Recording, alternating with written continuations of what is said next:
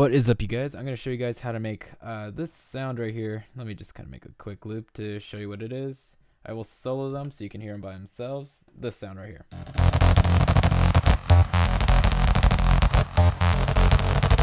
I've been getting some messages from a few of you to how to make this sound, so I will now show you guys that. It is just a combination of two massives layered together. They're both some presets I made a long time ago. So this one's like when I used to make dubstep, sorta. It's called Exclusive Dubstep K-Shaw. And there's this one, which is another preset that I named after myself because I am like that. So let me show you what they both sound like individually, and then I'll just get straight into it because we have a lot to cover. So the first sound sounds like this. It's just the layer. So it's kind of just like the clicky, punchy part of the sound, and this bottom one is sort of just the kind of noisier part.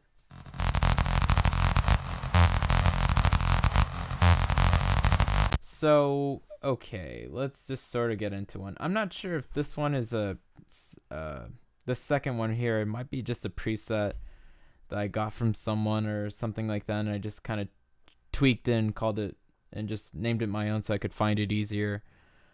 But yeah, it kind of looks like it is because there's some other macros there.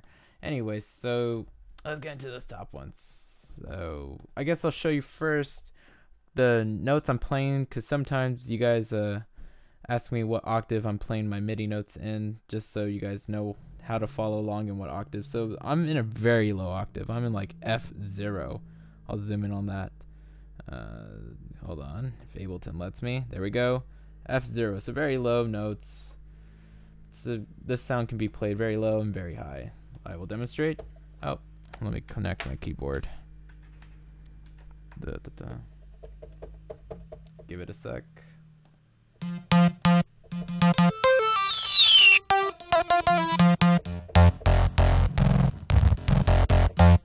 So yeah, and let's see, other than massive, just I have some sidechain, some EQ, which isn't really doing much, just kind of a little bit off the low end, and auto filter just for automation purposes, and it's only cutting a little bit of the high end, so around 7K. It just kind of gets rid of that high pitch, those higher noises that are not necessary, and of course a wow filter because I love the wow filter. So let's get into this. First thing you want to do, go new sound, of course, and we're going to start off in voicing. So for this one, I have 16:5, and I'm on mono rate, and this is legato trailer, and I have my pan position on. I have it placed around here. Wavetable position is right one line away from the middle, and that's about it for here. We're going to now go to our oscillator tab. So it looks like I was playing around with this, but I decided against it. You can play around with this if you want. Just creates a different feel, just using the phasing of how you place the oscillators. And that's pretty much it. So I have the glide all the way down, so there's no glide. Routing, I think I just put the feedback through following filter 1, and that's pretty much it there. Okay, so let's go oscillators. So oscillator 1 is just a S-yard, so that's a scrap yard digital hybrid wave. This is on the bend minus plus. And let's see, you can drop in this macro if you want into all the oscillators and modulation areas so that you can automate that to get a kind of like a pitch bend sorta.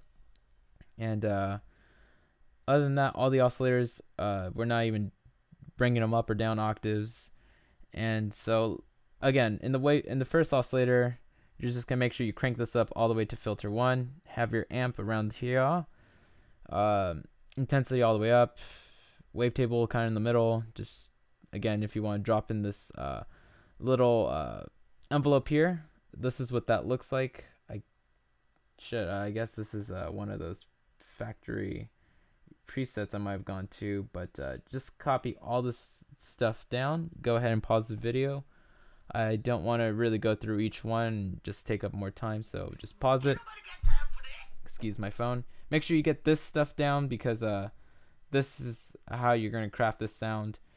If you can't figure out how to do this part, just get this beginning transient and just let it release out, because what this part is doing is if you hold a note down, then it starts to go up again. So I'm gonna hold a note. So here how it goes, kind of like a little rocket.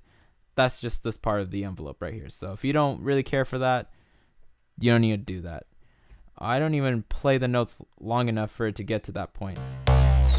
So again, that's up to you. So let's go oscillator 2, which is just a simple square saw 1. So just a default wave. And this is on regular old spectrum. We're going to route this all the way to filter 2. Amp is going to be kind of around here, a little past halfway. Intensity all the way up, wavetable all the way up. Again, drop in this macro if you want to have some abilities to control the pitch of this. And looks like it turned off oscillator 3, so don't need to worry about that. Now we're on our modulation oscillators, so we're going to bring this up an octave. So a quick way to do that, just hold down option. You can go up and down octaves when you're in these little boxes. We're going to bring that macro again, and we're just going to play around with the phase here. So we're going to add a little bit of phase right here onto oscillator 2, so pretty much this one, and we're just going to bring it up to there. And then we're going to just add a little feedback right there. Make sure this is in between filter 1 and 2.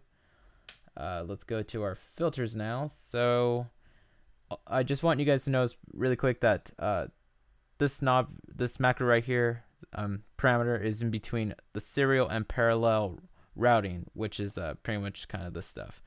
So just kind of get it maybe 2 lines above halfway, and you're good.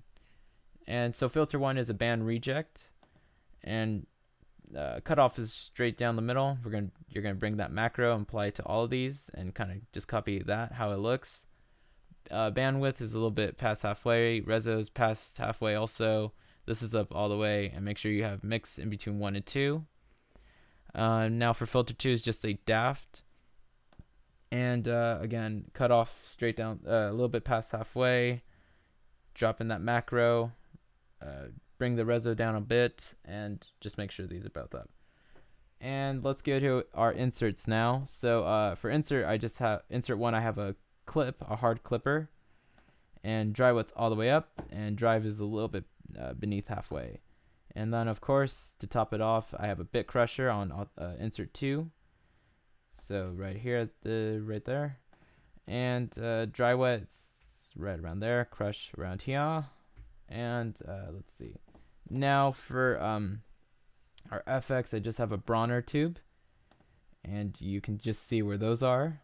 And I will now move on to FX2, which is a good old dimension expander. Just kind of delays one side and makes things seem much wider and bigger.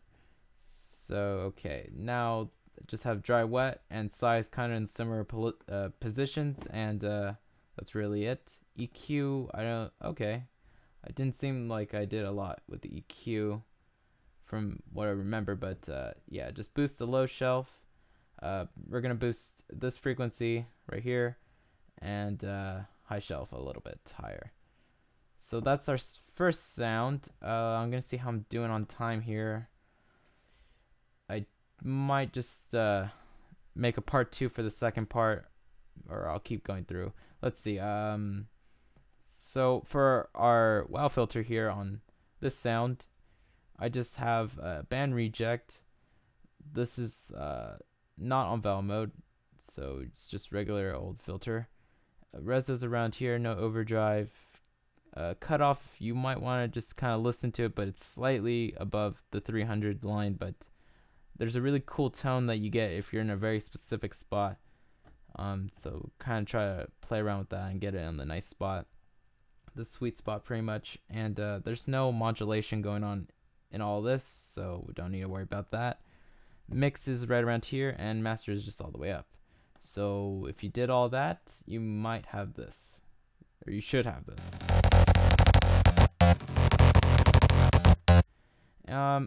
So I think I'm gonna stop the video here and just make a part 2, so it's not like a 18-minute long video or something. So be sure to look in the description for that video, or just find it next to this one. So thanks guys, and I'll do that other video for you guys now.